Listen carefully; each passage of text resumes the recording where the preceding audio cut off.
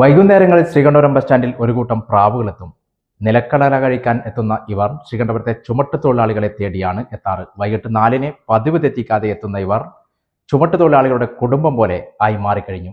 Sreekandapuram bus സ്റ്റാൻഡിൽ വൈകുന്നേരങ്ങളിൽ ചുമട്ടുതൊഴിലാളികൾ ഒഴിവു സമയങ്ങളിൽ നിലക്കടല കഴിക്കുന്നത് പതിവായതോടെ സൗഹൃദം കൂടി എത്തുകയായിരുന്നു ഒരു കൂട്ടം പ്രാവുകൾ. ശ്രീകണ്ഠപുരം ബസ് സ്റ്റാൻഡ് പരിസരത്തെ ചുമട്ടുതൊഴിലാളികൾ വിശ്രമ കേന്ദ്രത്തിൽ പിന്നീട് അവർ നിത്യ സന്ദർശകരായി.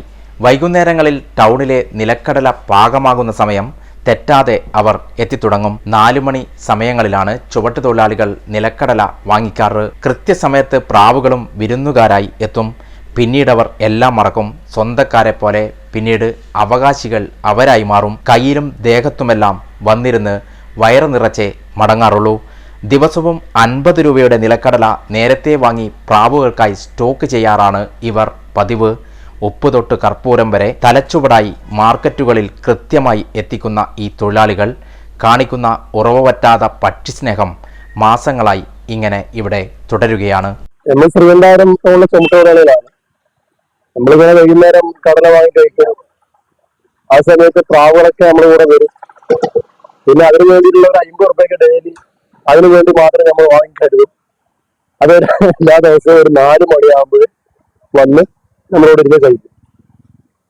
അത് ഒരു ദിവസം നമ്മൾ കൊടുക്കാതിരിക്കില്ല, എല്ലാ സമയങ്ങളിലും ഉണ്ടാവും. അതിപ്പോ നമ്മുടെ കയ്യിലില്ലെങ്കിൽ നമ്മൾ അതിൻ്റെതായ രീതിയിൽ കടയുടെ അവിടെ പോയി വാങ്ങും. അതിനുള്ളത് കൃത്യമായിട്ട് 50 രൂപയുടെ കടന്നു ഞാനും എന്റെ സ്നേഹിതനായാലും വാങ്ങി കൊടുക്കുക. കാരണം അതിന്റെ ആ കൊടുക്കുമ്പോൾ അതിന്റെ ഒരു സന്തോഷം കാണുമ്പോൾ അതങ്ങനെയാണ് നമുക്കൊരു കൂടുതൽ സന്തോഷമാണ്. അതിങ്ങനെ വന്ന് നമ്മുടെ ചുമരിൽ നമ്മളെ കാലിന്റെ അടുത്തേക്കും വന്നിരിക്കുന്ന ആ ഒരു ഭാഗം അടിപൊളിയാണ്.